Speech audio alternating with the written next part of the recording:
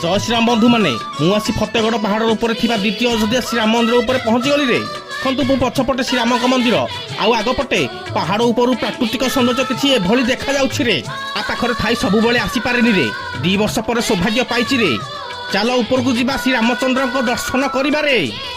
रामनवमी पाई प्रशासन मंदिर परिसर अति सुंदर भाव सजाई देछि रे ओ प्रभु श्री रामचंद्र को दर्शन कली तमे टिके कर रे 2 वर्ष पर आसी देखुछि मंदिर बहुत किछि डेवलप हो जाइछि रे रामनवमी पाई एठी डेली राति रे प्रवचन होछि रे आसी सुनिबु रे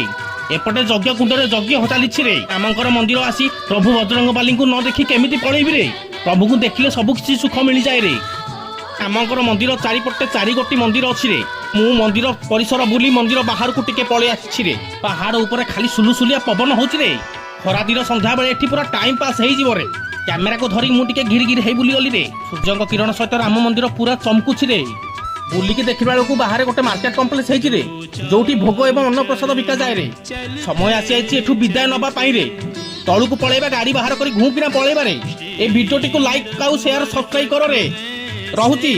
बोल श्याम रामचंद्र की पवन पुत्र हनुमान की जय।